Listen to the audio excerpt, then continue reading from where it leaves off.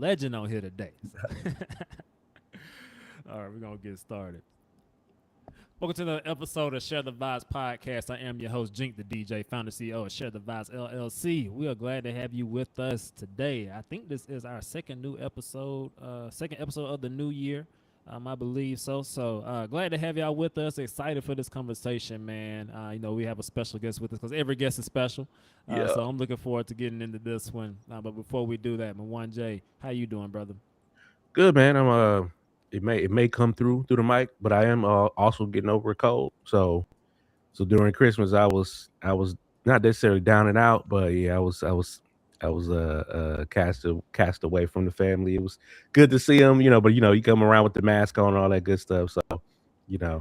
all that good stuff. But yeah, just getting over a cold. I'm grateful that I had I have 2 weeks off, so I can get over it without having to use any extra time or anything like that, and I can just chill and relax, play PlayStation all day. So that's pretty much what I've been doing. Unfortunately, I didn't get a chance to kind of do all the things I need to do, but because my app developer is like, "Hey, send me that video. Send me that video." I'm like, man, I'm kind of down and out, brother. I can't send it right now, but I will eventually. But yeah, man, that's all it is, man. Just getting over this cold, and I think the next 2 days I should be good right before the new year. Good, man. Well, yeah, you gotta get you right, man. Cause them kids don't care about none of that, man. Man, they don't, man. Them kids, they probably the ones that gotta be sick, man. And so crazy too.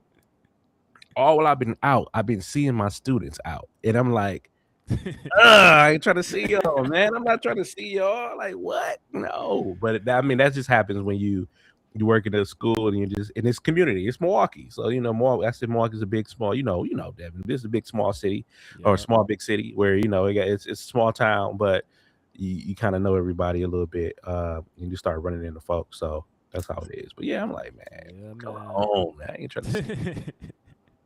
Can't get a break. Can't catch a break. That's all good, man. Make sure y'all take with Audio Moguls Media.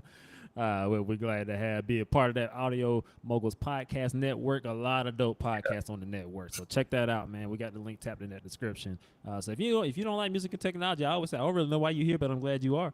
But hey, we got a lot of stuff for you across Audio Moguls podcast network. So definitely tap in there with everything Mwan J is building out there. If you're watching this on YouTube, like, share, subscribe, comment below, click that bell so you know when we post, and share this with somebody who needs to hear the conversation because you know somebody who needs to hear it. Don't be stingy. Share the vibes is what it's all about. So glad to have y'all with us today. So like I say, man, another special guest with us. We got Mr. Desmond Wiggan in the building. Desmond, how you doing, brother? Man, I'm good, man. Just kind of hearing from you guys. I'm in that moment of recalibration, spending time to rest, be present with family, try not to do a lot of work. For me, a lot of it is mental, just being an entrepreneur. But I'm really good. I'm really looking forward to what this year or this next year kind of has in store. So I'm good. Man, I'm glad to hear it, man. I'm glad to have you on here. So, I usually give the background of how I met my guests. So, me and Desmond met, I want to say about 2 years ago. I moved to Charlotte like 3 years ago. So, it was probably within the last 2 years me and Desmond met. But we're both fathers, both alphas. We have a mutual connection through Ma. Shout out to Ma with that today. We got to get him on here this year at some point, too. Yeah, man, Desmond been doing his thing, so we cross paths a lot, see each other at events and things like that, and he has a business that I'm sure we'll get into today. And I've seen his business in other places, and then I look up on IG, and this man at the White House with Kamala, and so I'm like, hey, man, what's going on, bro? Hey, we got to talk some more. So I'm looking forward to today's conversation to get in your business a little bit and learn a little bit more about you, man. But I'm glad to have you on here. I love what you're doing, and looking forward to just hearing more about your story today. Man, just drop some gems on the people. So for those who don't know, like Mwan J and I, we never set agendas for these conversations, so we truly don't know where we're gonna end up at. So I don't know where we're gonna end up at today, but hey, we're gonna get there. So man, glad to have you with us. Glad you were able to take some time here, at the end of the year. You're hearing this in the new year. But just glad to have you with us, man, and looking forward to getting into it today. So I always like to break the ice. And now I know in pre-production I heard y'all mention Jamaica. I don't know the context, and I intentionally didn't ask because I wanted to get it on air. So I know you from Charlotte. Is Charlotte your hometown? Are you from Jamaica? Like, what's the background here? Yeah, man. So first generation American. Oh, wow. So for me, my parents are from Jamaica. So even kind of as we have this podcast, just had a recent disaster, through the hurricane. And, my mom was just there right before Christmas, because I think this is the closest thing to, like, for us in America, Katrina, where you start to realize this is a third world country that doesn't have access to resources and, the infrastructure to really just bounce back like even we do, and so, big part of who I am is Jamaica, just this even learning through this hurricane season where it's devastation and people, it's the attitude of just no worries. Like, we're gonna get through it somehow, some way. Like, unwavering faith is exactly who you see before you today. But again, parents both from there, from Kingston, and decided to sacrifice their careers because, getting to the promised land, getting to America.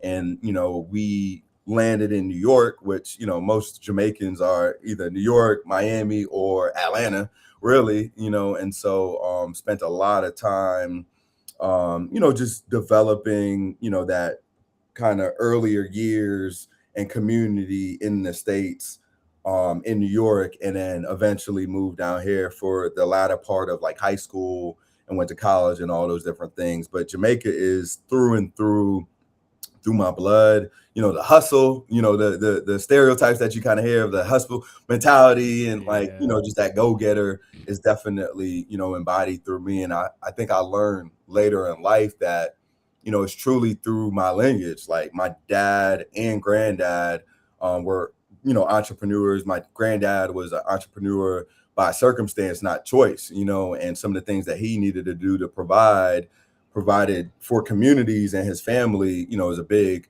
kind of, encouragement to me just to continue to do the work that I do as well. That's what's up, man. Now, so first generation American, family from Jamaica. So were you born in Charlotte? No, born in New York. So Okay. I'm from the Bronx, born in New York originally. Okay. Yeah. Okay, that's what's up. So, all right. So, I usually start with the icebreaker, but I had to get that clarity right there. So, now that we got it out of the way, we're gonna come back to it. But so Jamaican by heritage, what's your favorite Jamaican dish? Here we go. I knew it was coming. So, I get this question a lot. I don't purchase any Jamaican food. I'm blessed with a mom that is now like 30 minutes away. Come on. So every Sunday, me and the family, that's a thing. We leave church, we go to Mom Duke's crib. She has the best oxtail, curry goat, curry chicken, stew peas. But my favorite, when she wants to get in good graces with me and just make sure that I feel special, because I am the firstborn, she gonna make some oxtail. Oxtail has some plantains, waiting for me. But that's dinner. We just had a Jamaican breakfast where we have ackee and sawfish.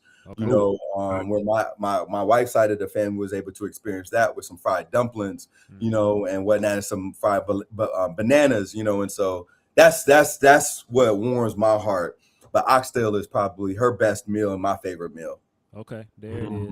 Yeah, so growing up, I was introduced to oxtails. But I'm from South Georgia, so I was introduced to like the Southern soul food style oxtails, which I love. And then I got the miles, and that's when I started getting exposure to Jamaican restaurants. I was like, wait a minute, it's a whole nother level to these oxtails out here. Like, my God, tenderism. Come on now.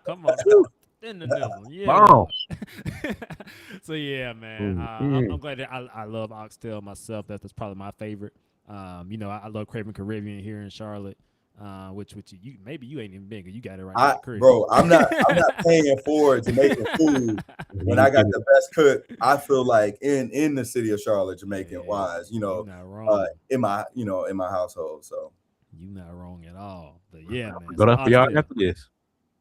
Yeah. Right to Upper Yard.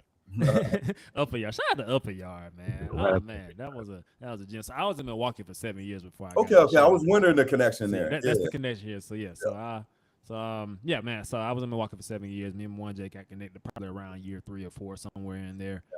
Right around the early stages of Share the Vibes. Well, the Facebook group was 6 years ago. About to be 7 years ago. Good God, time is not real. Crazy. Hey, but Upper Yard is like one of those Jamaican spots up there that everybody goes to. You make sure you're not in a rush. Yeah. You have to get your order. That happened a couple of times. What you order again? But the food is great though, man. Food is great. Shout out to PR, man. All right, so we got that. So first generation American, a lot of Jamaican history there. So I was actually when we were in Afrotech actually. So Mwanje and I were at Afrotech this year. And one of my coworkers was there, and while we were at dinner, she got the call. The storm was going on that week. Yeah. So she got the call from her parent, like they had an uncle they couldn't find at the time, and like the house was gone. So she like left dinner. He was found a day or two later at one of the local shelters, so it's all good. But no, that was definitely a very real situation. So I'm glad your family came through that is working on the other side of that situation. That was a rough one.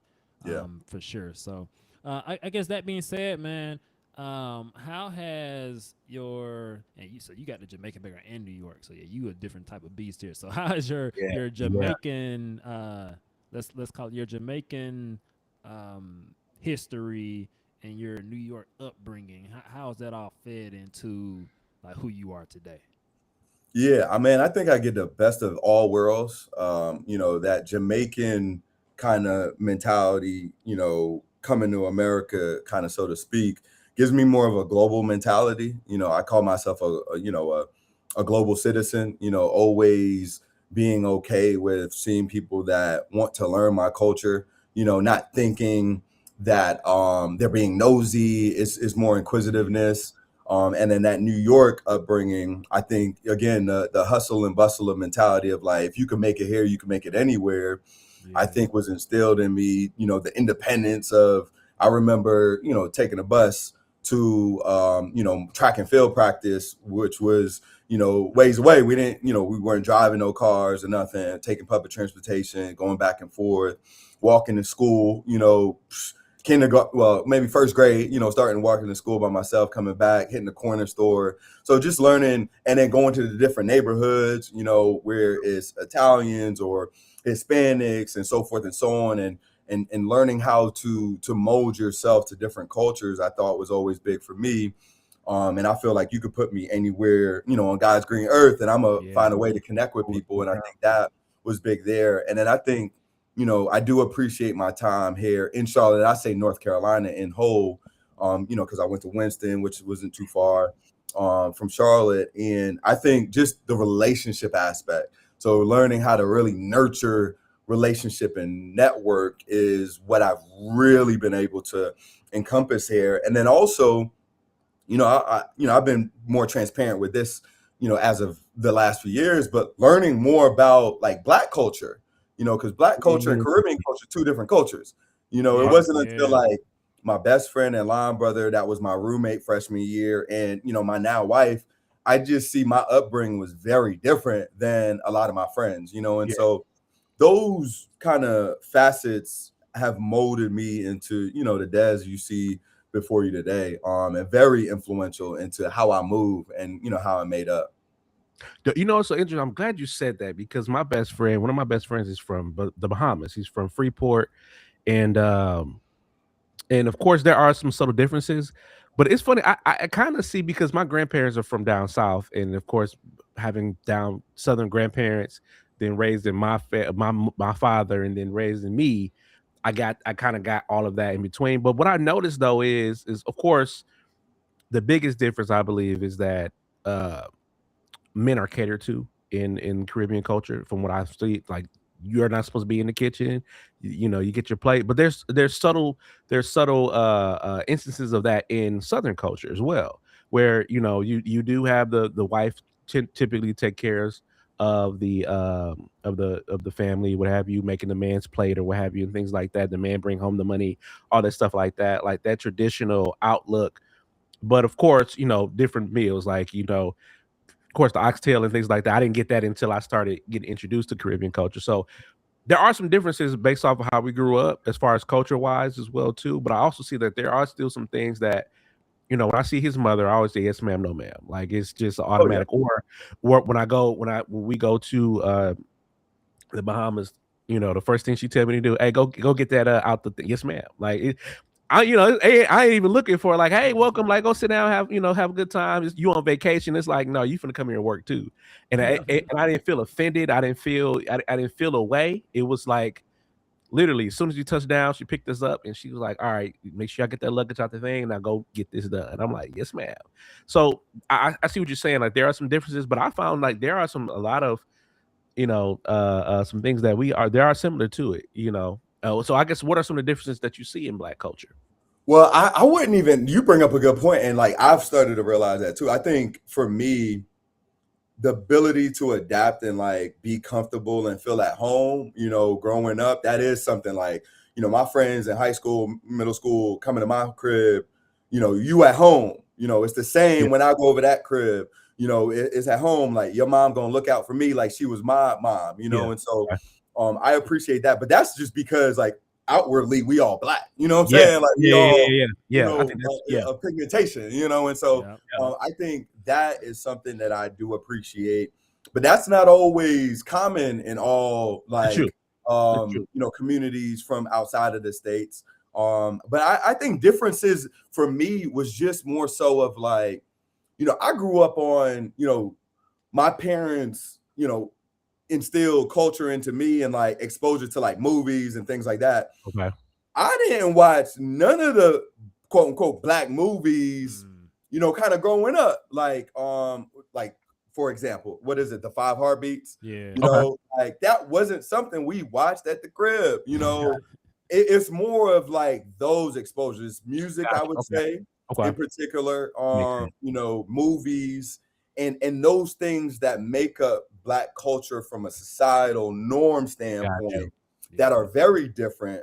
But the love and the connectivity and the feeling at home and the togetherness that we have, like Jamaican, African, whatever, we, Black, African American, we all unite there, but it was just like those like outward cultural things that like was just different for me.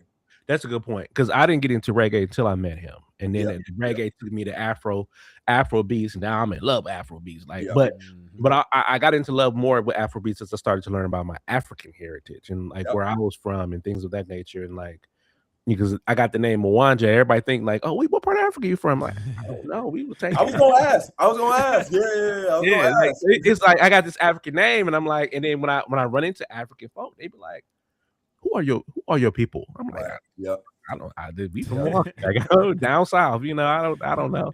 But and then I did the 23andMe, 23andMe and whatever, and Nigerian, and of course I'm like, that makes sense. We was taken from West Africa anyway, so that makes sense. But even then though, I can't go back and trace like who's my great such and such. And that I think that's the part that why we had to create Black culture, because we didn't have that instance where you go to you could trace back if I'm not mistaken. You could trace back like my guy, he can trace back. If you're from like London and some other places, if you're African in London, you can trace back and go where your culture is. But for most Black Americans, it's hard to trace back because we just don't know. And that's the subtle part. And then there's mixtures in there. Like I got Scandinavian in there. I'm like, who's that? We kind of know what happened. I'll say this too, just kind of going down a history lens. I think I was either in Asia at this time, but I don't think that I fully unpacked, where we came from, even being in Jamaica. Gotcha. Okay. It was a guy that was a historian, really broke down, I think even from where we were from, it was the country of Congo, that what had a large kind of like population from that area of Jamaica, coming from Africa. And then I started to kind of look into it. I started looking at the people. Man, if I didn't see people with my head shape, like looking like me, same type of stature, and I was just like, man, that's even cool. Jamaican descent, all those different things, but we all come from the motherland. And so being able to understand that, I think is really, really cool, because you start to really understand, why the way you how you look, your mannerisms, all these different things kind of are so deeply infused with, where your family, legacy came from. That's dope. No, that's so dope, and that's one of my projects that actually during this break is I'm gonna interview my grandparents and just talk about their lives and say, Nice. all right, cool. Let's talk about where you came from, what you grew up. Tell me some of those stories that, if you want to unpack that, you can. But just tell me some of those stories that that you growing up. I give an example. Like for instance, I know it's kind of off a tangent, but my grandfather always told me about this, and now we got the language to say like trauma, traumatic, and all that stuff like that. But he mentioned that when he was a kid, he was he grew up. He was born in Baton Rouge, but grew up in Mississippi. Anyway, something happened in town where somebody did something. They cut out on this white person, whatever. They're supposed to pay the money, what have you. And the folks in town were like not saying anything until there was one person that did. It was like, oh yeah, he's up there in the road, blah blah blah. Anyway, they killed the guy and then dumped the guy on a porch step and told him like, y'all bury him. And y'all say anything about it, we come after you next.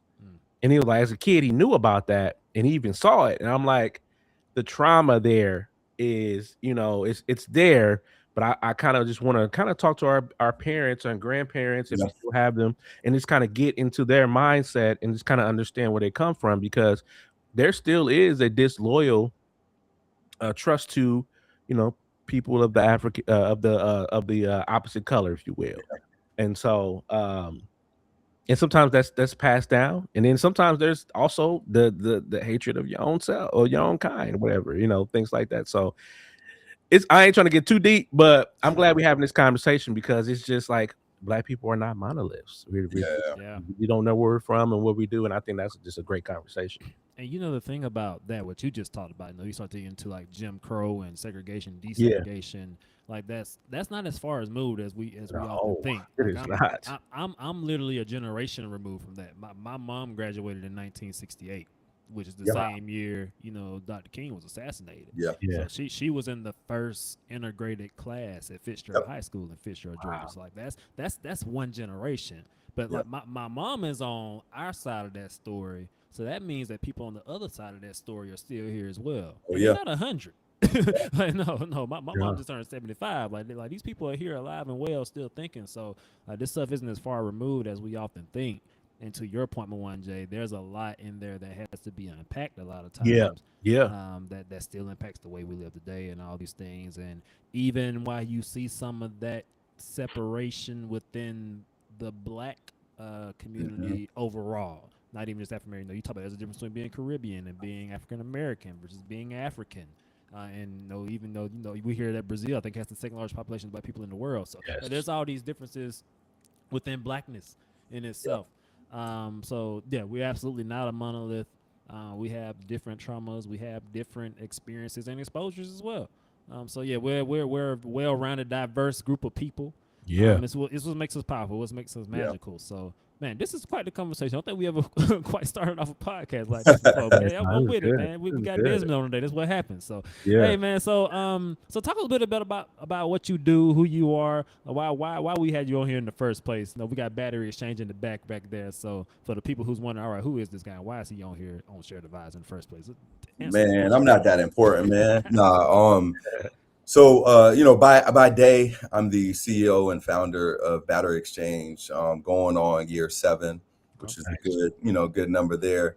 And what we provide is energy solution to, charge mobile devices when you're in moments in time where connectivity is ultimately important, right? So we actually have these kiosk machines placed into many different, venues, everything from like major hospitals, emergency rooms where unplanned, going to be there for hours, to convention centers, to universities, the works, right? Any space where you're going to be, captivated for a certain period of time, and connectivity is ultimately, the number one thing, as we think about, just our essential needs. We always talk about food, water, and all these other, and shelter, but like that is ultimately important. Wallet, I don't really carry cash, I really don't carry my wallet anymore. GPS, all these different things. And so really was inconvened when I was studying in China for some time, and you know, just was like, why isn't there a more convenient way for us to charge our cell phone while we're on the go? You know, and create a solution to do that. And then now, fast forward, do a lot more within, you know, digital engagement and really understanding the types of people that are in spaces and the information and resources that they need to see while they're in those different spaces. And so we utilize not only our digital screens but our user experience to, you know, pretty much do that. So that's what we've built. You know, now on the cusp of, we have about I think 175 kind of locations that we're, you know, throughout. We're moving into 5 new states. So actually, moving into the Midwest, big heavily. So y'all been talking about Milwaukee.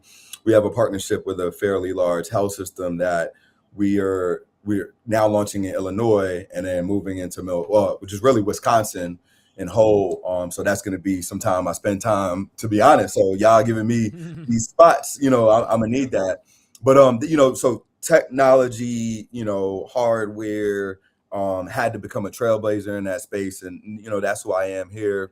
And then, you know, a part of several boards, so that's where I'm spending a lot of my time, whether it's, you know, helping youth that need exposure to what they could become through an organization called YDI. I really fell in love with art over the last few years. So a part of a Black-owned art gallery, 9189, here locally, and just exposing our community to the value of art, so forth and so on. And then, you know, always present in the community. So speak to, you know, my alma mater in Winston-Salem State. Always on campus, always just trying to showcase to, you know, students not only what they could quote unquote become, but just like what they could strive for, you know, and just kind of give them a little bit of exposure there. But high schools, all those different things. And then, you know, by night, so to speak, the father of 2, you know, wonderful children, 5-year-old boy, 3-year-old daughter, and then been married for going on 9 years in February, which is crazy to even think about. But you know, blessed with that makeup of who, you know, I am today. So I was going a completely different direction, but you know, you hit me with the marriage at the end, so now I got to go a different path. So I don't know. Hey, like I said, we don't know where we're gonna end up at here. So all right, so married coming up on 9 years, the business is 7 years old. What role has your marriage played in the success of your business? That's good. Man, my wife has been my co-founder. You know, I always call her like, you know, she has, and you know, I have a very intelligent, like she's in finance. So not even from a financial standpoint, but just from, she's a lot more pragmatic and real. So sometimes I need as a visionary, you got to be brought back down, so to speak, in order to get where you need to get to. And so, you know, I was actually just you know, having coffee with a buddy of mine from college, and I said, I wish I would have brought my wife into my world even more earlier. I'm talking about like that first year or two, because you know, I decided not to go back to work and focus on this, you know, this company. And I think I used to, from a typical guy structure, it was just like, man, how can I guard my wife from knowing what I'm going through? And I felt like some of the friction could have been alleviated by just bringing her into my world a little bit more. But like, you know, the reason why we're here 7 years is a big part of the support system that I have at home. And you know, knowing how to encourage me in ways that nobody else can, not even my mama, you know, or just being there for me in the highest of highs and the lowest of lows. But I always tell people, you know, that asking for advice, my experience is going to be very different than the average person, you know, because I do have a very strong support system, not only, you know, emotionally, but also financially. Like, you know, she was able to foot some of the expenses that we had simply because, you know, I'm an entrepreneur. I'm trying to figure it out. I wasn't even paying myself, everything going back into the business. So big part of, you know, the rhyme and reason of why we're here today. Man, it's a lot you said in that. One, how, and I think this is something we tend to do as men. We try to shield our wives and even our families from a lot of the load that we carry that often doesn't go spoken about. But there's like just financial challenges, the mental challenges of all this stuff. You worry about, is this gonna work? Am I gonna look stupid if it don't? All this good stuff, man. Yeah. But at one time, once we moved here to Charlotte, my wife has been stay at home since we got here. So and now she's in her fitness journey and the content is taking off. She's doing her thing. So things are coming together. But we got here. It was just tough, especially financially. Like getting this house at the time we did when rates was going up like every week. Yeah. So it was a new adjustment, and she could tell like I was just off. And one time we just had one of those conversations when you in the bed, you just end up talking for like an hour or something, and basically what she told me was like it more or less. I don't remember exactly how the conversation went, but like she didn't really feel like I was allowing her to be my partner. Sometimes like we don't give our friends a chance to be our friends. We don't give our partners the chance to be our partner, and that's what they're there for. So that's when I just laid it out, like, hey, man, I'm going through this, and this is how I'm feeling about it. I'm stressed about all this good stuff, and our relationship has been so much stronger since that conversation. So kudos to you for realizing that it's important to let your partner be your partner. And another thing I just read, it was yesterday or the day before.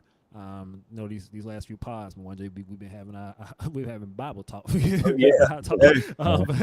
I think a couple days ago I was in Proverbs. It's Proverbs. What is that verse? Proverbs, I want to say 19. I'm gonna look it up because I don't want to lie to y'all. But somewhere in there, Solomon wrote Proverbs, and Proverbs says like wealth and inheritance can come from parents, but an understanding wife is from the Lord. That's truly a blessing from God. So when you have that, don't squander that, but don't sleep on that either. Yeah. There's a reason, that business has lasted 7 years within 9 years of that marriage. I think that all ties together. So, boy, if y'all been listening to these seasons, you're gonna hear a change in these conversations. But nonetheless, good. No, man. Hold on, what I got before y'all go, because as a man is not married and don't have any children, I have to know though, for both of you, then what was that thing that said, "Oh, this is my wife. Like this is the woman that's going to help me become the better man, become the man that I'm destined to be." Not necessarily like looking at your potential or what have you, but she's going to help me get to where my purpose is. Yeah. I got a real kind of intentional moment, but I think just over our relationship, I started to see that she was very different on how she was there for me, spoke into me, and one particular kind of time. So like BatteryXchange ain't my first, go around. Entrepreneurship technology, created several solutions that I felt like was going to change the world. But those were just stepping stones, right? Till I finally got to here. And, I was actually, again, being a first generation American from Jamaica, I'm always looking to go back and kind of bring what I've learned to this, again, third world country at times, right? And so I was building a team and a solution in Jamaica, went down there pitching. It went very successfully. And I was actually on the way back. And at this time, I think there's a lot of growth that's needed in males as well to be ready for that right one, and honestly, at this time, I probably wasn't even in the space and time where I was ready for that serious, committed relationship over time. But she had left a void in me that was longing, where I had a layover in Atlanta. And, at this time, I'm in the position of very successful corporate career, post undergrad, climbing the corporate ladder, doing all that stuff, but having this like nudge for entrepreneurship. And she was a part of that journey. And then I just happened to call her out the blue and just kind of was telling her about my experience. And, I just I don't know how the conversation got here. I was just like, what if I wanted to do this, and kind of leave all that behind? And she just spoke some words into me, just talking about how much she believed in me, right? Just from the man that I showed her who I was and my upbringing and all these different things. Closest person to do that was my mom. You know what I'm saying? That we have a very strong relationship. And so I think that was a very interesting moment for me, that was like, man, you need to get your ish together. And kind of, in order to, and my dad has been very important in my life, And I've had mentors that have been married, fortunately, successful marriages over, 30, 40 years. And they always attribute, much of their growth. We're not talking about just success, their growth and who they are to, the women that they're with, right? The lady that they decide to, embark with. And so I was just like, man, she checked all the boxes on everything else. It's really on me to kind of lock in. And again, I feel like she just spoke to me in a way that she really saw me, outside of what social sees me as, or other, ladies that I had courted in the previous times, and it was just like, okay, she's special, she's different. Let me lock in. And, now, we're celebrating again 9 years and, 2 kids later. So that was my moment. That's good. Yeah. So, me and Drika, we met our first day on campus at Miles. So, kind of the whole college sweetheart thing. We didn't get together that first day, but we met that first day. So we were friends, pretty early on. But it wasn't too long until that freshman before she was literally calling me her husband on campus. We were dating at the time. I didn't like her. I wasn't her type. She wasn't my type. Like all this stuff. Like it's whatever, man. Girl, you're on my nerves. Leave me alone. But there were a few things in there. I would say one. Her and my grandmother shared the same birthday. And then my sophomore year, we decided to drive to one of our football games. We were playing Albany State University, which is like an hour from my hometown in Fitzgerald, Georgia. And I needed to get some of my jackets and stuff from school that I left back home. So we're going to swing through Fitzgerald. And I told my mom, so my mom decided to cook that day. So she came. So she's like I think the only girl from my house who's ever been to Fitzgerald, let alone my house. So she like came, met my mom before we were even together at that time. A couple other friends came through that. I think there might have been one other person with us then too. But nonetheless, we had a couple friends there. And when we got there, I remember quite vividly. I don't think it was too long before we left. She was like, "Hey, Deb, you need to take this trash out." I was like, "What is happening right now?" It was like I heard my mama talking to me, So I was like, "All right, here we go." And then I think later my sophomore year, I got the flu. It was MLK weekend. I remember MLK Day. I was like, I did the service project, and I was just feeling terrible. But I made my way out to the basketball game. I had to bring some stuff for the concession stand. She's like, "You going to the doctor tomorrow?" And she made me go to the doctor. She took me and kind of nursed me back to health that week when nobody wanted anything to do with me. And that's when I was like, all right, that's probably it. So that's kind of what started all that. We've been together ever since. We had time. We got 2 daughters together. But yeah, and she a country girl. Like I couldn't be with no city girl. Couldn't even do it. I've learned that over time. I need somebody who I turn on Marvin Cease, and Theodo's Ela. I need somebody who know what I'm talking about. When my last $2 come on, I need somebody who know about the bus fare and the jukebox. So it's got to be equally yoked in this thing. Man, that's the background on my side of that. That's good. That's good stuff. That scripture was Proverbs 19:14, by the way. Proverbs 19:14. New Living Translation said, "Fathers can give their sons an inheritance of houses and wealth, but only the Lord can give an understanding wife." And that's true. That makes sense. Adam and Eve. That's it. That makes perfect sense. Yeah, man. So, all right. So, share device technology. So, battery exchange. so you're in China. We're gonna come back to that part too, because you just all over the place. So, battery exchange. Connecting people, making sure people can power their devices. Talk about how you literally built this. Like what's the technology behind this? Like, is there a team engineer somewhere that's cranking these things out? Like, how does battery exchange come into existence? Yeah. So I think one of the most important things entrepreneurs should do is leverage kind of the cards that are dealt to them, right? And so for me, I was in this new land, so to speak, in Asia, but also knew it was like the manufacturing capital of the world. Like anything product related, good or bad, it comes from over there. And so I am very spiritually inclined, where I felt doors were really opening, where I come from a product lens. I used to work for Pepsi back in the day. So I did everything from, production, the warehousing, anything product related, sales, all that stuff. So new, warehouses and factories and how to maneuver through there. And I started to get exposure and build what we call guanxi, which is network, in these parts of the world, right? Honestly, China, that your average American, black or white, don't have access to it, you know? And so for me, I was able to kind of leverage that as like a core function of the hardware component to kind of go to market quickly. And then I came back to the States and was very intentional on building the technology, right? So, you know, not a mechanical engineer by trade, not a computer scientist by trade, none of those things. But I just got a resilient heart and fortitude, where, you know, I went through some different programs to not teach myself, but learn how to, you know, develop and build code and all those different functions.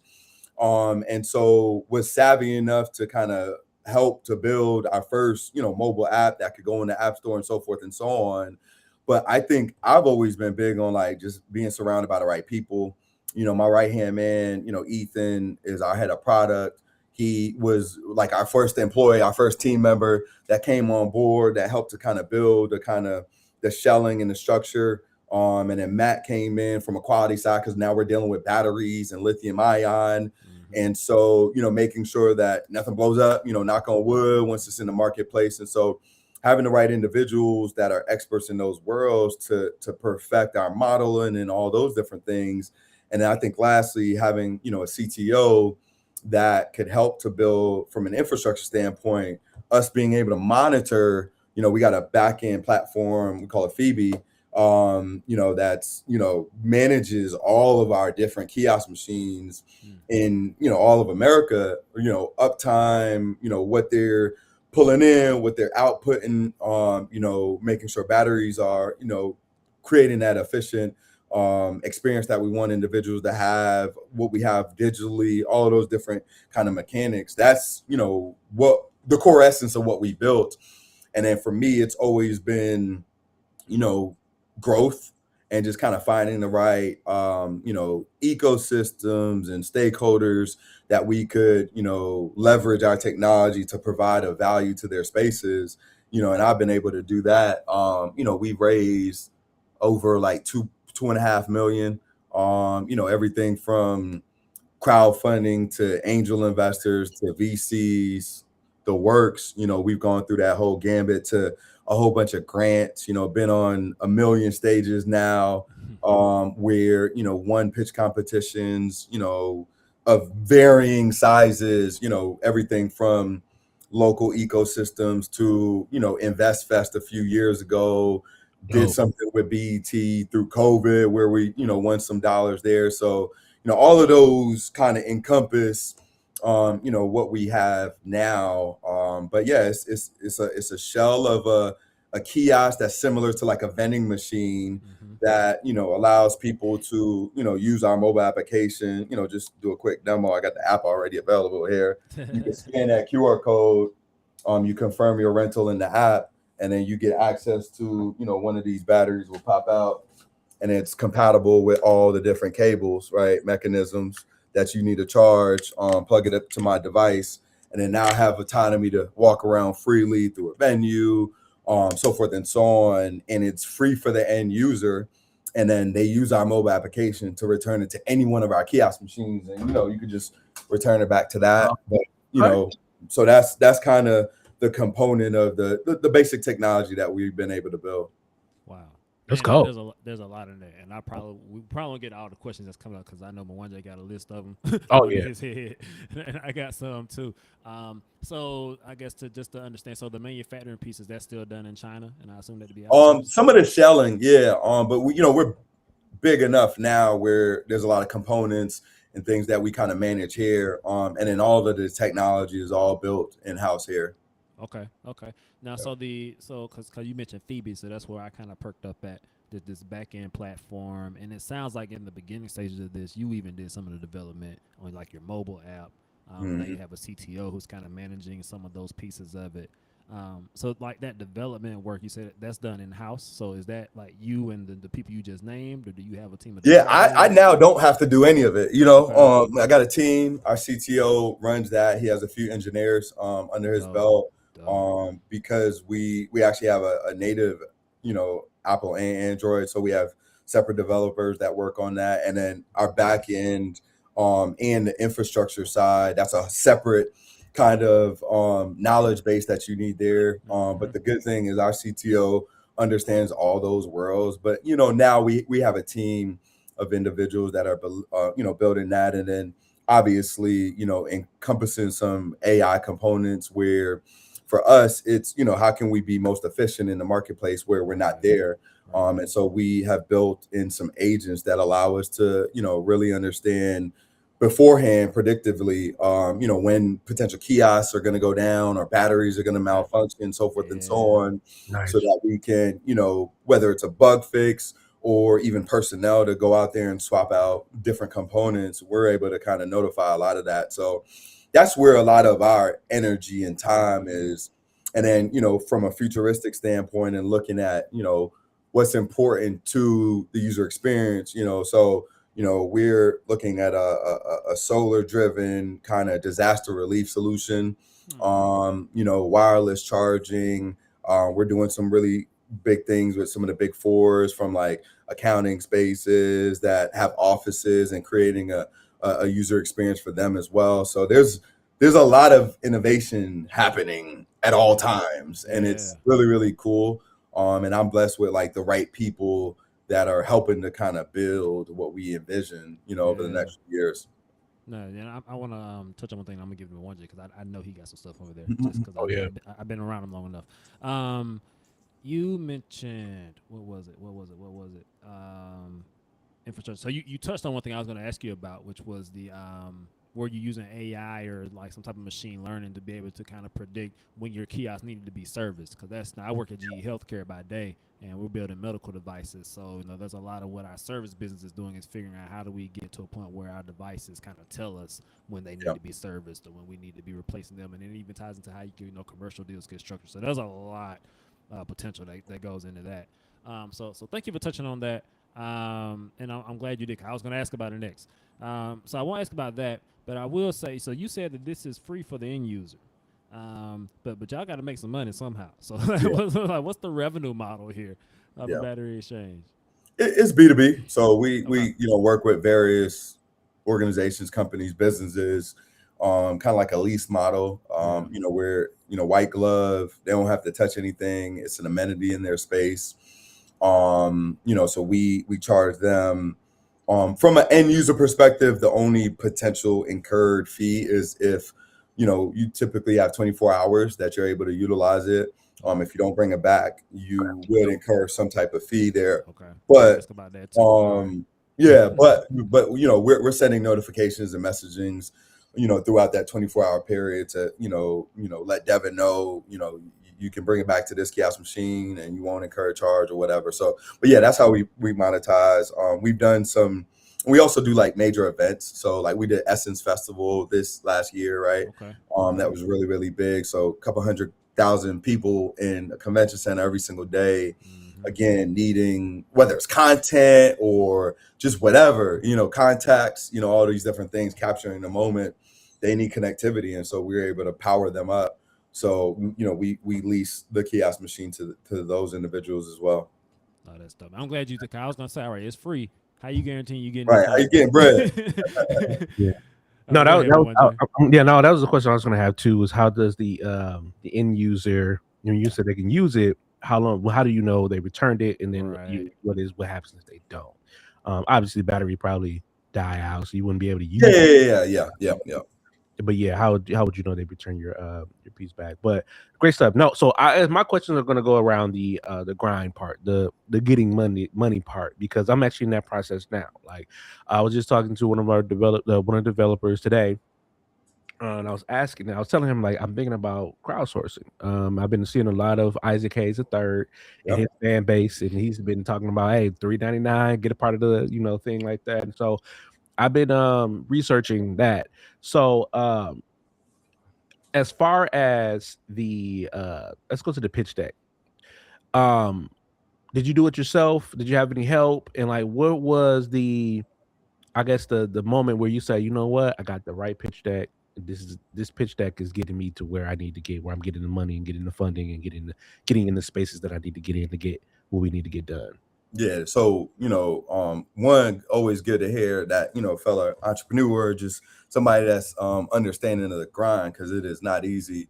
I don't think that there's ever an end final pitch deck. There are moments in time, to your question of like, okay, this is enough for this to get this bag or this relationship or contract, but there's more because you're always working on stuff. But I think that is just another muscle that you build. There's standard templates that are here. As long as you got, problem, solution, go to market, financials, team, how much money you need. That's the basic components of any pitch deck, right? But there's storytelling that comes along that you get stronger at, and the only way you get stronger at is practice, right? And so I think I've always sought help from whether it's accelerators that I went through, a fine-tuning, exactly, because there's looks and feels of pitch decks that you need to have to relate and identify to certain investors and types of investors, right? And you have multiple decks for those different investors. Then you have like sales deck, all these, I might have a team deck, all these different things. But I leverage Canva still, and got a whole bunch of templates that I just utilize. I'm big on just, not reinventing the wheel, making life easier. If I don't have to worry about building this out and there's, something to kind of get started on. But I remember, our first deck that, again, at the end of the day, I think stronger than the deck itself is the pitch, and I've really always held myself high in how I practice, how I prepare, the reps I have there and the story that I'm trying to tell. Again, going back to my wife, she probably heard this pitch a million different ways, because I'm practicing on, her and practicing with my team. And so I think that's something that you're always fine tuning over the time. I think Jeff Bezos still has a deck, that he, granted, it's not the same deck 20 years ago, but it's something that you're always recrafting. And I think you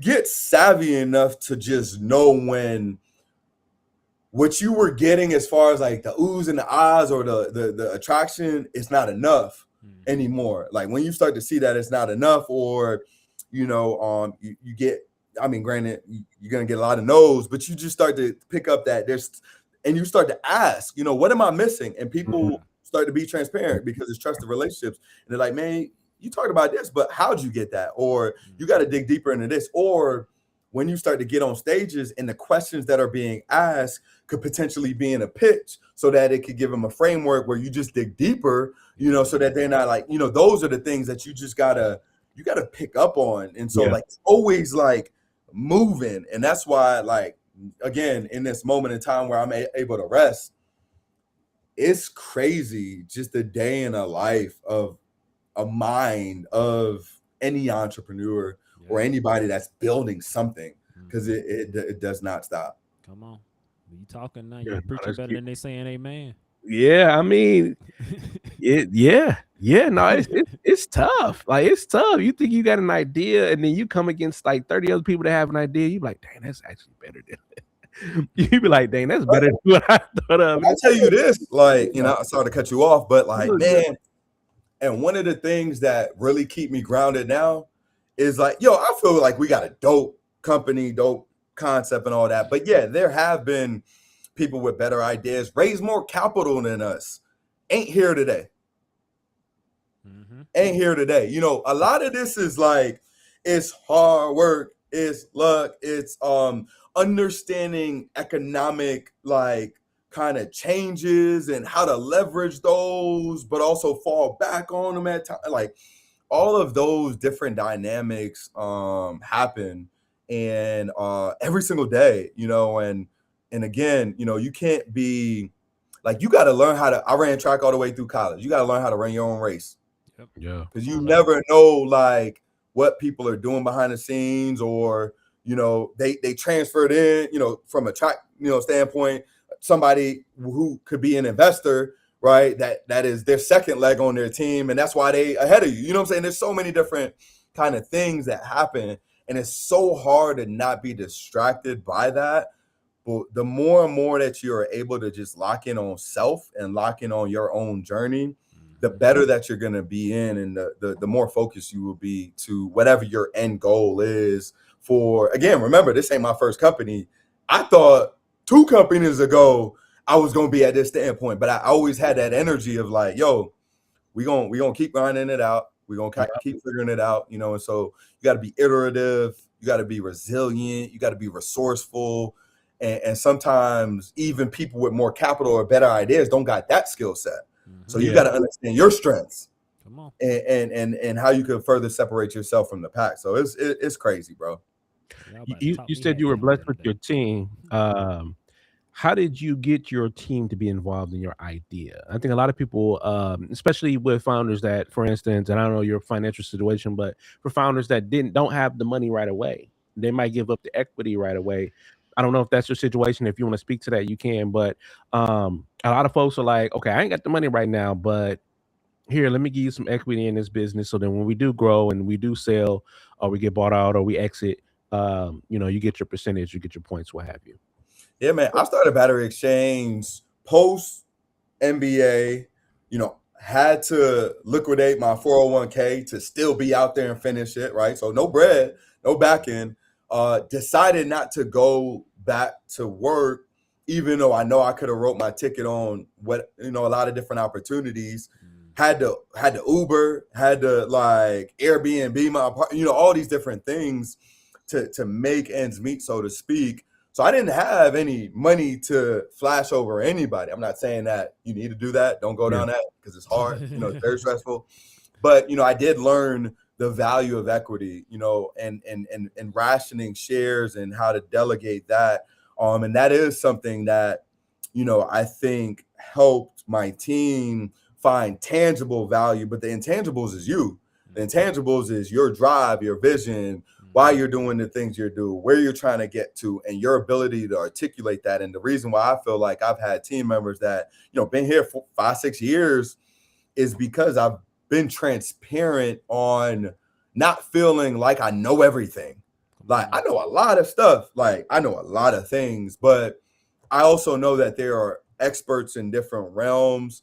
Sometimes not even, I might even know more than you, but my superpower and where I need to spend my time and energy need to be here, and I need you to do this, and so now it's delegation and being open and trusting to how they, bring things to light. And so that is how I've, been able to kind of make it from not having the capital, really understanding equity. One of the books that I read was like the life cycle of a technology company that gave me the legal backing of really not needing to spend thousands of dollars on some legal fees because I had savviness and understanding there. And then not, especially our community, I don't think we really leverage the wealth of knowledge that we have here. I remember my early days, my homies, frat brothers that were lawyers, granted, maybe they weren't big time like on, business lawyers, but they had enough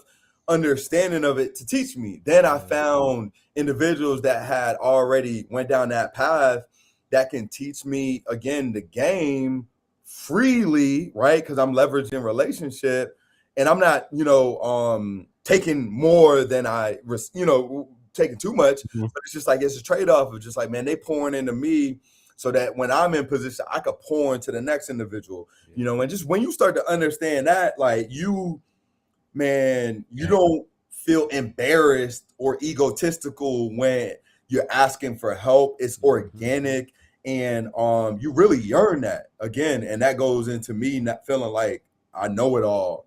It's just like there's so much more to learn. There's so much more to learn now, Yeah. No, one of the core tenets of Share the Vibes is bringing people together. Like it's all about connecting. We talk about music, we talk about technology, but like at my core, I'm a connector. Like if there's nothing else I'm clear about in my assignment, my purpose, whatever you want to call it, I know I'm meant to bring people together and connect people. I just do it naturally. So Share the Vibes is using music and technology to do that. Because part of that is that I realize the power, and when you get a Desmond and a Mwanje together who never met before, didn't know you existed before a week ago, there's some powerful things that can come out of this. Oh yeah. Like, you know, you get ready to go to Wisconsin. No, not like, you know, Mwanje's a teacher at a school up there with a Dr. Dre level studio. Like, you know, like there's connectivity that's needed. Like, so you never know what can come for these things. So I recognize the power in that. So I'm so glad you said there's nothing to be embarrassed about and asking for help. You know, we're talking about the Bible, pride comes before destruction. You know, all that's in there. So, like, you know, pride hurts us more than humility, for sure. Humility. For sure. All right, yeah, I'm not going down that road again. But yeah, humility is key here. I think when we can humble ourselves, we can unlock a lot of doors and a lot of powerful things in our lives and our businesses and our families, all this good stuff. I want to go back to something you said because I was thinking about it kind of throughout the full conversation, and you started touching on it. So I want to go back to it. Mwanje, you actually kind of brought it to a head. We say, you know, you're in these pitch competitions and you hear somebody's idea. You're like, man, that's a better idea. And I love, Desmond, you saying, like, yeah, it might be a better idea, but, like, there's things you bring to the table that they don't have, which makes you uniquely you. You know, the world is waiting on your yes. You know, your yes makes room for you, or your gift makes room for you, all this good stuff. So one of my favorite Jonathan Maruna songs is Comparison Kills. You know, he says, with pressure, you know, pressure gets hot, and with heat come mirages, so you think it's cool over there. Your thirst is real, but water can't feel what comparison kills. So we spend a lot of time thinking about what other people are doing, or what we're not doing, what we don't have in this season, instead of realizing, like, this season is this season for a reason, so do what you need to do in this season. I was in Houston.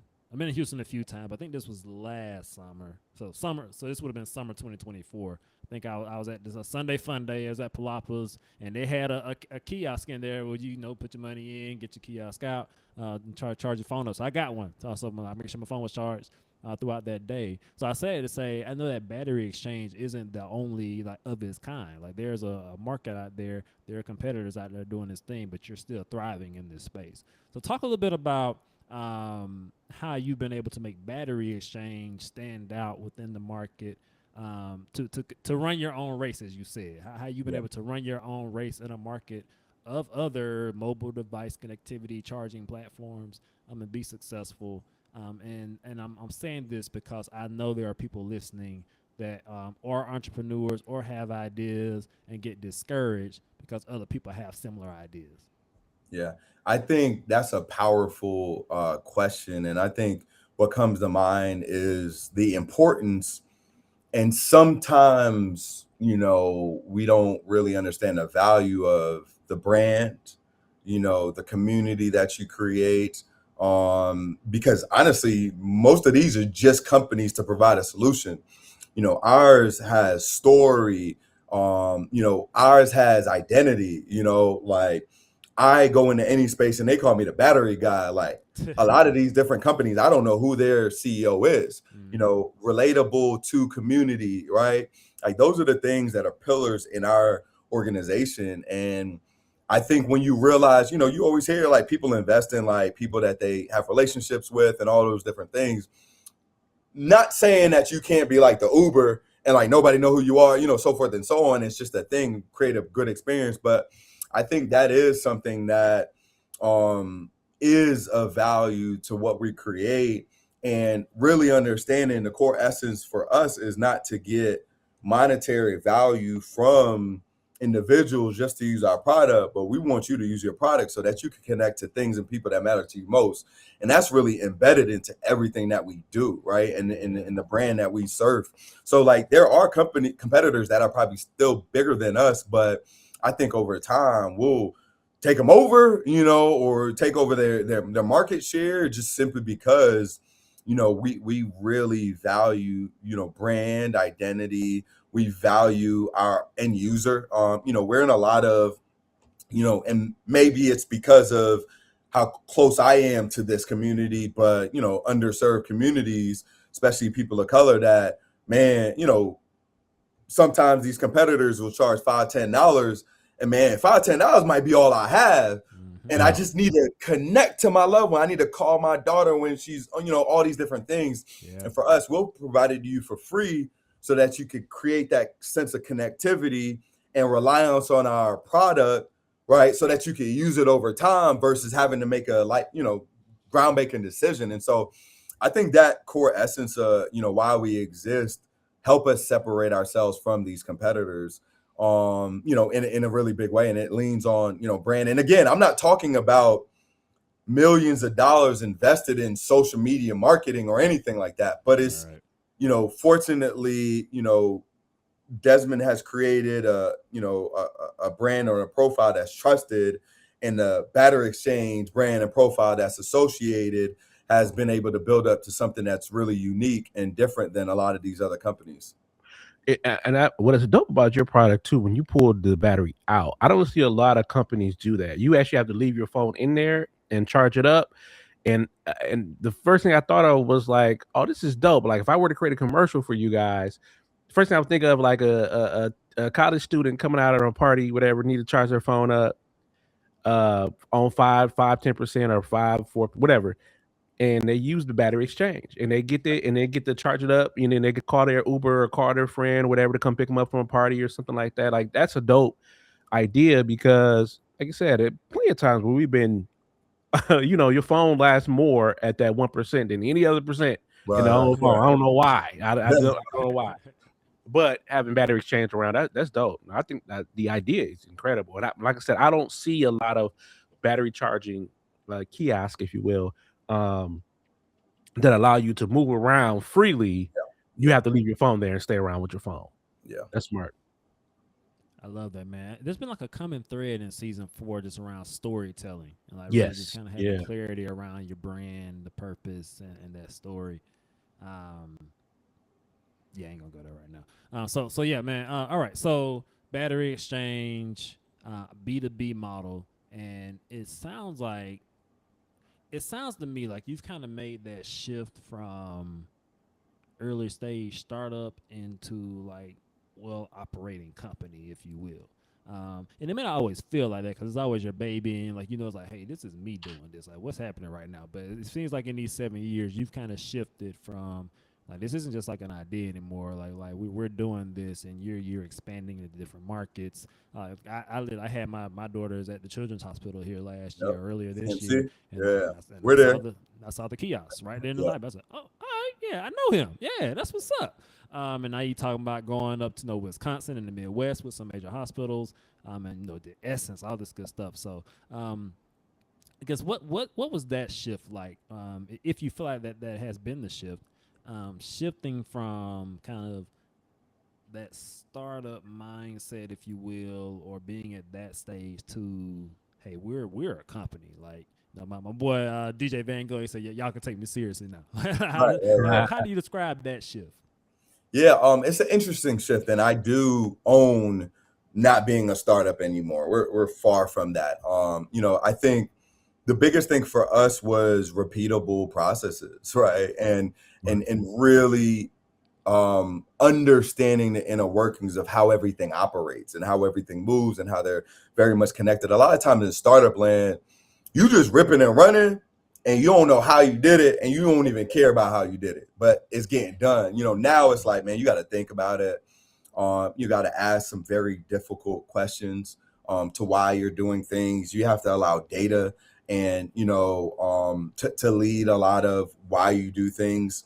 And then, you got to identify the right people that can kind of help you get there. And so I think those kind of inner workings started to showcase that, like, man, we actually for real, obviously making some very good money from a revenue growth wise is always encouraging as well, right? I remember, our first couple thousand to now hundreds of thousands to, millions of dollars or whatever. And like now, first year of like true profitability, so now we're looking at, what our EBITDA could look like over the next few years and, all these different things. And so you start to see that and you're just like, man, this ain't startup land. Yeah. You start to think about budgets for years, for the next few years. You thought to think about, how my dollars are, the livelihood of employees and all those different things. And so when you start to see that, like things get real, and there's a pressure that comes with it, but you're also like gratified, you're like, man, like I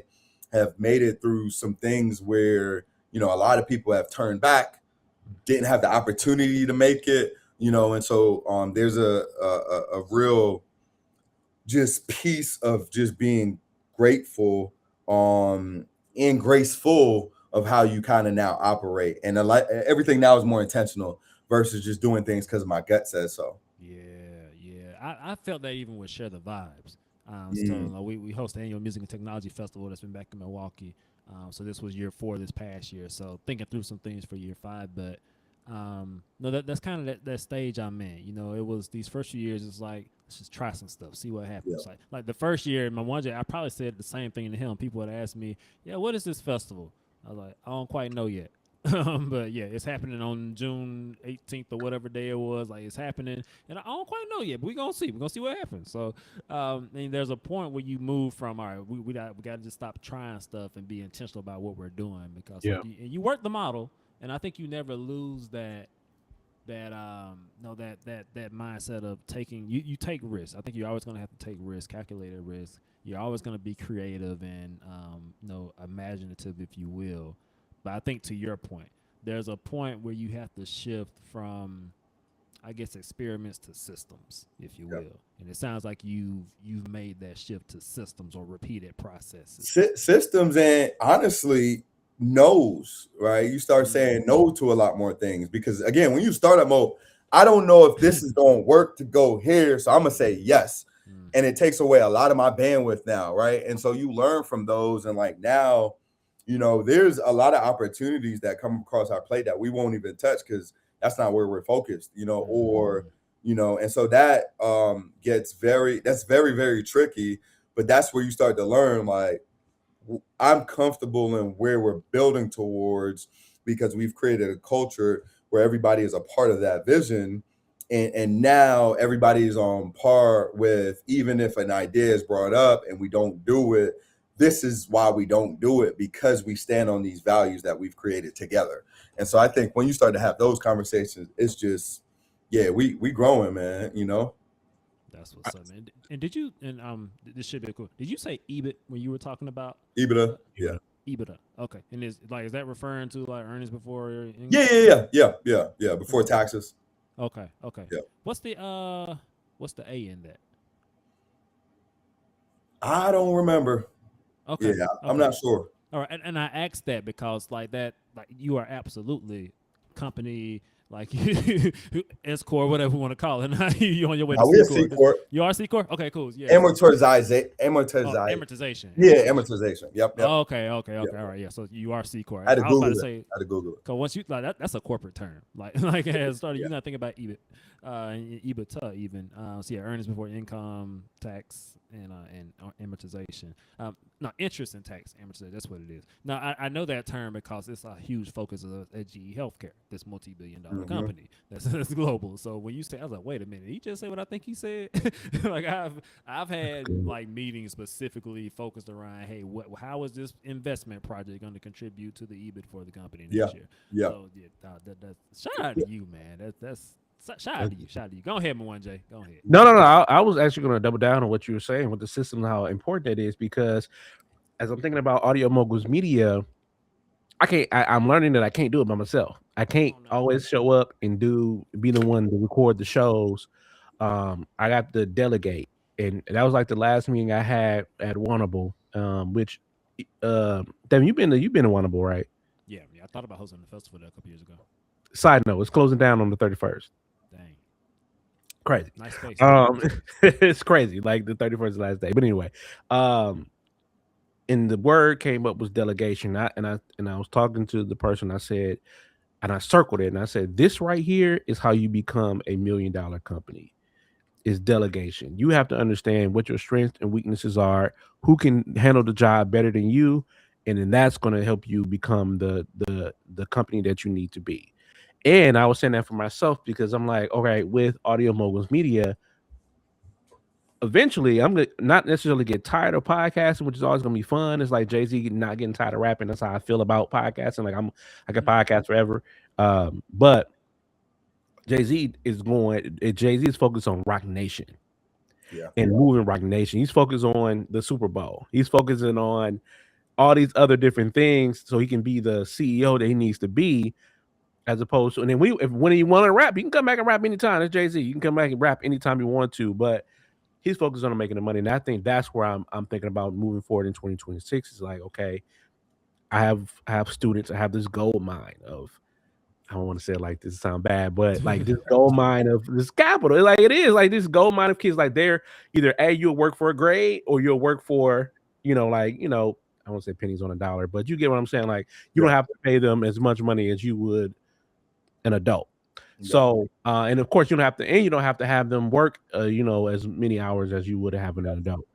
So, I'm glad you said that. I'm super glad you said that, because looking at you having this well-oiled machine of this system where you can focus on, how do I grow this business? How do I expand this business to Wisconsin? How do I expand this business to the Midwest? Things of that nature. So I'm super glad you said that, 'cause that's just confirmation for me of like, okay, this is where you need to go and grow. Yeah, I've learned that through the festival. We talk about it a few times on here, but like that first year, I was the DJ, I was the host, it was everything. I was the talent buyer. I was getting called when somebody came downstairs talking about we got to move this thing, like what the world. And over years, I've learned how to delegate things, and depending on how this takes shit going forward, I plan to delegate even more. Like you talk about, you have to have tough questions, and one of the questions I think you have to ask yourself as a leader is, what is it that I'm not good at? And you got to be able to face that. All right, who is good at it? And let's get them in here so they can do it. And one of the things I got asked this year, I think Kayla asked me that, the one who hosted the festival this year, is like, how are we able to build this team? And I hadn't even thought about that. Like, you think about it, but it's just kind of one of those things. Like, it just kind of happened. I just did it. But people bought into a vision, and until you allow people to do what they do. So when you put people in position, you have to trust them to do what you brought them in place to do. So yeah, delegation is super critical. So I'm glad. And to answer that question for you, Devin, too, one of the reasons why I'm into Share the Vibes is because I can see the growth of Share the Vibes going to, like you said, Charlotte, Share the Vibes in Charlotte, Share the Vibes Chicago, Share the Vibes. It reminds me of the Duce Festival in a sense, but more curated. Where it's not a party, you know what I mean, but it is actually getting people together and learning and growing and giving opportunities for artists and things of that nature. What's the other festival too? Made in America. Kind of reminds me of that. It's a little bit, but there's more activation that you have. Well, I've never been to Made in America, so I can only imagine. But it sounds like, because I'm behind the scenes of Share the Vibes, I know the activation that you have behind Share the Vibes. Whereas where it can grow into these different cities, and people will be looking for like, okay, when's Share the Vibes coming to? I don't know. Fitzgerald. When's Share the Vibes coming? You never know. You know what I'm saying? You can do like many, or you talking about delegation. You might have somebody that could run the license Share the Vibes and have them run it in their certain town where they have now you have all the standards and procedures, just like a McDonald's or a Culver's or Jack in the Box, wherever the place is. And okay, if I want to run my own Share the Vibes, here's what I need to do. Here's how to have it. Here's the license. Here's the whatever, and boom, bam, boom. There you go. And they just pay the fee. Yeah, man. Hey, thank you. I just thought about that. And going into your business as well, like you said, you make the money B2B, so you license it. You license out the product, and then the end users can use it at that area. That's super smart, because now you're putting more of the company has more money than most of the time the customer. So that's where you can make the bank at. That's smart, super smart. Yeah, and to that same kind of notion, we have affiliate partners that we work with that have relationships that can bring our product to new markets, new industries that we haven't even kind of thought about, and we work with them on that standpoint too. So yeah, that whole kind of franchise model is definitely something that I think a lot of businesses kind of own at some capacity. Oh, no, I love that, man. Hey, so we're gonna get out here in a little bit, but it is Share the Vibes, so we gotta talk a little bit about it. What's your music taste, man? Like what kind of gets you going? You're going through a lot of seasons in business. Business has a lot of seasons. Life has a lot of seasons. But we're gonna focus on your seasons as a businessman here. So, you've talked about pitching and getting ready for that. You talk about expanding, growing into markets. You talked about, and I heard, I don't know if everybody caught it, but you talked about the pressures of growth. which we don't talk about a lot. No, you are a C corp. For those who don't understand, when you file taxes, you file as an individual. You got your head of house, all this stuff, but then you got like your LLC, so proprietor businesses when it's like just you. You got your S corp, small corporation. You got C corps. That's big dog. So he's at that top level. So he dealing like with different types of things that a lot of us not thinking about.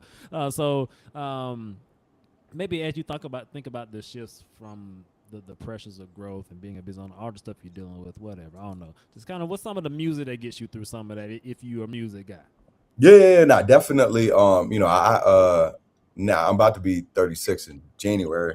My birthday last year, I was intentional because I'm always on the aux. I actually might not know all the lyrics, but I'm big on the vibes. Like I know every single space that I'm in, what they need to hear and how that infuses into the energy. So I had my friends pick a song and that reminded them of me, a moment or whatever, or just speak it into existence. So that's what I did for my birthday. So I'm always big on music. If it's a pitch, I'll go through sessions. I will most likely start off with that grounded, gospel kind of music and just remembering why I'm here, who has allowed me to be here. Made a way is probably what I probably have played that a million times on my replay, and so just again being able to bring in the core essence of the blessings that I have, and then I'll go into when I need to get the energy to get on stage, because that's one of the things that I don't think people really understand. They think you just go on stage, but like you got to go there and become whatever is needed in that moment, and some stages are very different, and so just being able to channel that for me, everything from Meek to, I'm a very Wayne in rotation, at all times, some stages where I feel like I got to like own it presidentially, I might listen to Hove, and so like I think about the artists and I think about the being who they are, and then I try to encompass that when I'm on stages, when I'm presenting in front of people, even virtually. That's a lot of that's in rotation. And then I might be in a moment in time where there's a lot going through my mind, and so I need to dumb it down, where I listen to like a lot of classical, just pianist and strings and just real subtle vibes to just kind of bring me back centered, and so I'm big on energy and I'm big on just understanding what I need. But I've been rocking, but it might be, the Clips album is still in rotation for me. Especially as I like evolve, I think about a Malice coming back and like being back in the scene, and I feel like at times that's me. Like I do feel like I am, because I've been in the game so long. People forgot that I got bars, and so that's cool. Come on now. But I'm also like thinking about a Wale again, somebody that like I remember in college and undergrad, Wale was like the standard, type thing. But he got a really good album right now that just is a vibey album that really connects with me from like where I'm at in life. And so, but again, somebody that was kind of forgotten, and so I think the space and time that I'm in is just like, it's sometimes even harder to keep going, because, the energy that people had towards you 5 years ago, or the energy that you have towards the game and the journey is very different, and so for me, it's like recentering what that is, leveling it up, and then just like, vibing out, so to speak. So those are just some of the things that I think I rely on from a vibe and a ox, so to speak. I love that you're the arts guy. That used to be me. I was the arts guy. Now I DJ professionally, but I was the arts guy. No matter where I was at, I always had a song in mind, a playlist or something. So yeah, I love that. And yeah, I'm like that too. What I listen to varies depending on the situation and how I'm going, how I feel at that day, how I want to feel when I get to where I'm going. I might be getting ready to go DJ a party and listen to like a R&B on my way there, Yeah, or yeah, you yeah. know, like I did a yoga set earlier this year, and it was like Karangbin and some instrumentals and all this type of stuff. And a lot of times I play that just to kind of just relax and Yeah. just be grounded. So, no, man, I love that. I love that. Oh no, man, should we do a vibe talk today, Mwanje? What you think? Hey, why not? I connect. Let's do it. I'm down with it. Let's do it then. Let's Why do not? it. Let's see here. I know we tossed around a few ideas. I kind of like you gotta go. You getting ready to go on stage. Maybe you going on stage in front of thousands of people. You the keynote. Boom, you come out like curtains gonna open up. You got the wireless mic on around your head. I forgot what it's called, but one of those on, and you gotta go out here. You gotta kill it. Boom. What's the song you want to play as you step out? I get connected here. So vibe talk for those who are new here.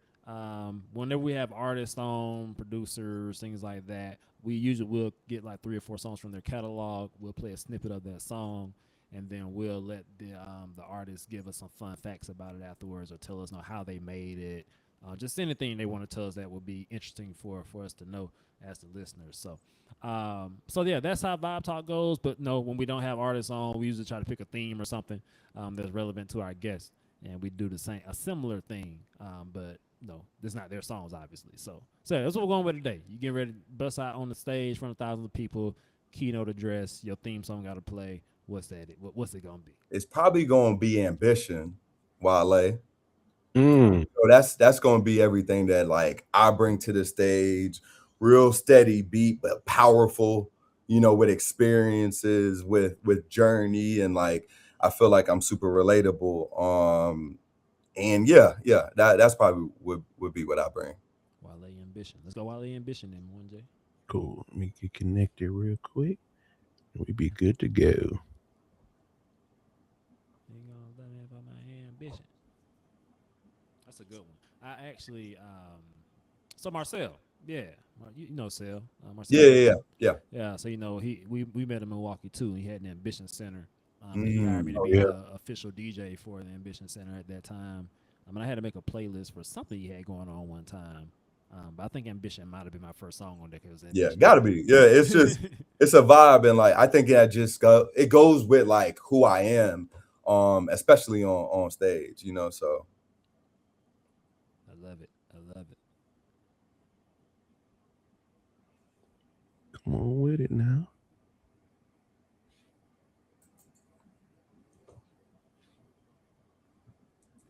I was trying to buy my one day some time. Okay, here we go. I had to get it rediscovered again. It's acting up today. It happens. I see it. Or maybe it's my phone. You didn't hate it on us in a while. It's hating on us today. Yeah, I can cut all this out too. I gotta think about my song. I thought I had it, but I don't know if I want to go there.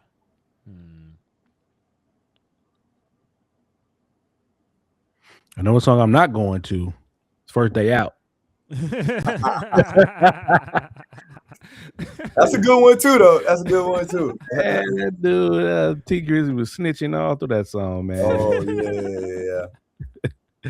He rocked me down like, no, he was snitching. The crime already happened. No, don't put my name in nothing. If I did something with you and we did our time, don't put my name in nothing. I'm trying to live. He'd be like, remember? Yeah, remember we stole that. No, I don't actually. I gave my life to God in jail. So no. All right, I'll just restart my phone just to make sure we get it going. Cool. While he does that, real quick, we mentioned Marcel. So real quick, so you were invited to the White House at least once. I want to say more than once, but what was that experience about? What brought you there? I think this is when Kamala was still VP, but correct me if I'm wrong. But yeah, what was the White House story? Yeah, and so the thing about this journey that I appreciate is like that was unexpected. So I have been doing my thing, very intentional on being planted here in Charlotte, North Carolina, which is not seen as like a big tech ecosystem, right? So I have the ability to, a lot of people know me here, and I've been doing my thing.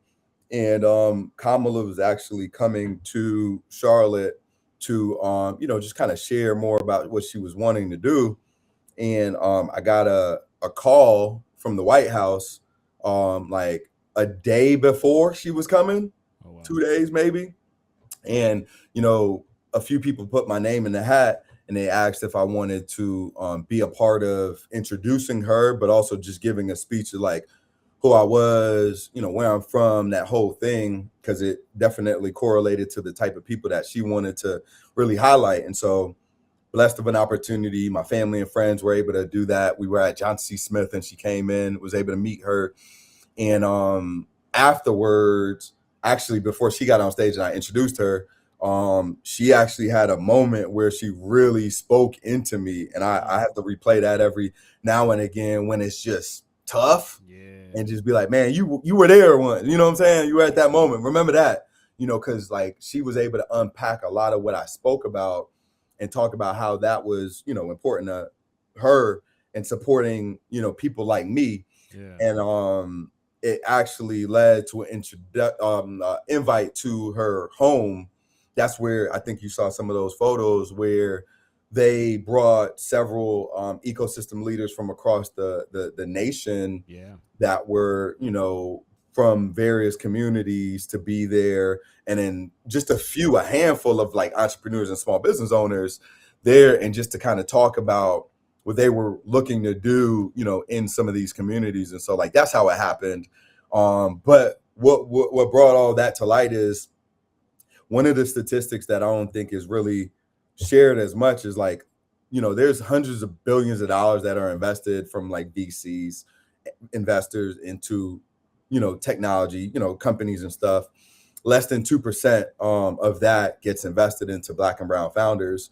And so the Biden administration actually had an initiative where they wanted to change that statistic. They wanted to invest more into more communities, because now you're talking about real wealth creation, legacy changing type kind of transformational stuff. And so the Biden administration had an initiative to match investment dollars of several VCs that, would gear their dollars into these communities that aren't invested in. And so we were recipients of that back in like 2023, maybe 2022. And that was like 150 grand, like real solid dollars that helped us through that transitionary period of coming from startup to like now growing business, and so full circle, being on that stage, learned that she was a big component of that initiative, and so it was really beautiful how that main moment came about. And for me, it just showed me what's possible. And like, sometimes in this space, you don't get as much reward, unfortunately, as the work that you put in. And a moment like that just showcases that, like, out of all the people in Charlotte, the most successful, they have chosen me to be a part of this experience. And so that was, something that, I tell my wife, like, obviously our wedding day, children's birth is just one thing, but that was definitely from a professional standpoint, one of the biggest moments of my life, to be honest. So no, that's what's up, man. I'm glad you were able to have that experience. I want to say Marcel did that as well. I think I remember. Okay, Nadia did too. I think I remember Marcel being at the White House or the VP's house or something, and Nadia Johnson in Milwaukee. That sounds familiar, and I feel like I met her. I actually met her and told Marcel that I met her.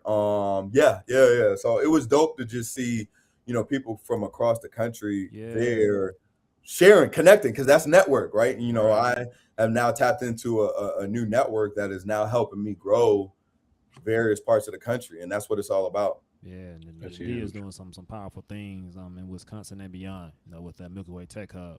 So she's been a supporter of Share the Vibes literally since day one. Like, we would have check-ins while I was putting my business plan together. Like, we've been together from the beginning. So, man, that's why I talk about when you connect people, you just don't know what happens, because it's full circle moments like this. Like, who would have thought? Both of y'all end up meeting in D.C.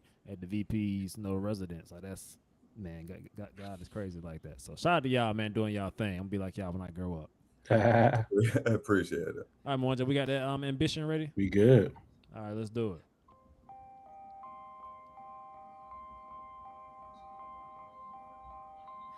The time is now. On everything. Took my heart away from money. I ain't interested in fame. And I pray that never change. Ambition is priceless. It's something that's in your veins. And I put that on my name. Y'all can hear it? It's low. Very low. I can hear it playing, but it sounds like it's like in the background. I was raised by the stop sign. No religion, I was getting saved by the Glock 9.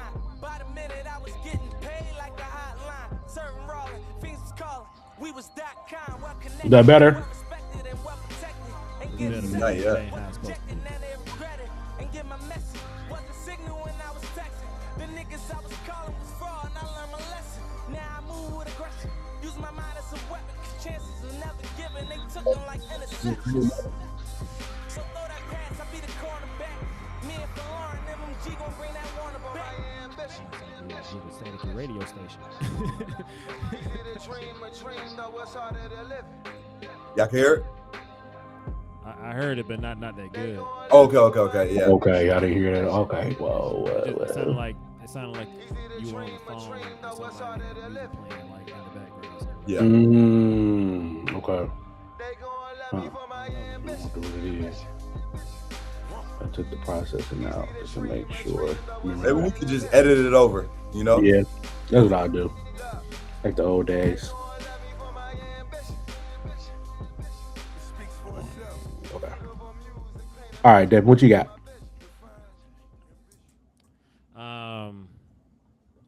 Yeah, let's see what we got here. I'm gonna go. You mentioned Meek earlier, so I'm gonna go. I'm a boss. Meek Mill featuring Rick Ross. Oh, that's a good one.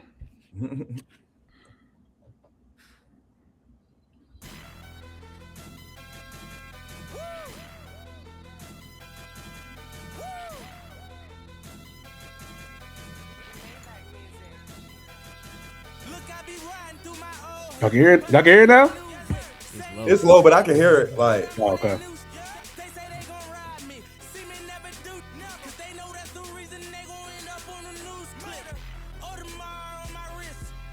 depending on the stage, I come out to this too, because it's like, you know, like that's what's coming with me. You know, like you might not know me or whatever, but that's who's on the stage, or that's who, you know, so forth and so on. So like, and I'm a boss. That's a sleeper. That's a sleeper. I forgot about that one. Yeah, a lot of times, like, I haven't ran since like June, don't get me wrong. But I need to get back out there. But a lot of times, like, when I'm like, oh, I got like a half mile left or something like that last mile, I turn, I'm a boss. All right, let's push it out to the end. Right. Yeah, that's one of the ones for me. Me got a few I like. Heaven You and do. Hell, Maybach curtains. Yep. I had a strong Meek phase, like towards the end. Yep. What you got, Moanja? It's tough. I was actually trying to play a little bit longer. I got it. You over there vibing, man. You know, we ain't hit them lows like we ain't hit it too. Man. Yeah, man. I don't know what's going on. I'm gonna try to EQ it next time to make sure you get out there. But I got one, right? It's right here. I forgot all about this song, but it's my jam.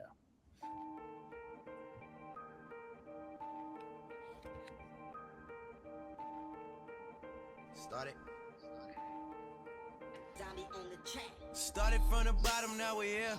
Started from the bottom, now my whole team fucking here. Started from the bottom, now we here. Started from the bottom, now the whole team here. Nigga, started from the bottom, now we here. Started from the bottom, now my whole team here. Nigga, started from the bottom, now we here. Started from the bottom, now the whole team fucking here. I done kept it real from the jump. Living at my mama's house, we'd argue every month, nigga. I was trying to get it on my own. Working all night, traffic on the way home, and my uncle calling me like, where you at? That's one of them ones that everybody can relate to. Like, you just, That's the one. That's it. Journey. You remember where you started, and it's just like, man, I'm, you know, appreciative to be here. Like, Yeah. That's the one right there, boy. And My cousin would tell you that. He'd be like, every time that song used to come on, he was like, you know the whole, you know all the words. I'm like, yeah, man, like, listen to the word. The words they're powerful. Like, yeah, that's one of the ones right there for sure. For sure. But man, I don't know, Devin. I don't know where else to go, man. I think this conversation was incredible, man. It was, man. Desmond, thank you for coming on and being with us. Man, powerful story, man. Love everything you're doing. Love what you're building here. And thank you for being willing to share, man. You've been on a journey that a lot of us are on ourselves, and trying to, trying to get to where you're going, man. So, yeah, man. Thank you for this, and thank you for that reminder to run your own race. That was powerful. Yeah. That was powerful, man. So yeah, man. Any last words from you, Mwanje? No, I just to recap it, man. Like I said, I truly, to piggyback what Devin said, I truly appreciate you, really giving the gems that you gave, telling your story, sharing your story, and just seeing you move from startup to just talking about how you move from startup to now where you are. And I think that's huge to see somebody that look like us that has a family, have children, but still is able to run a business and obviously run it successfully as well too. So we appreciate you for that, man. And the sky is the limit, like for real. And we actually would go beyond the sky. Who knows? When BatteryXchange might be on a spaceship one day. I don't know. On the moon or something one day. Who knows? I know.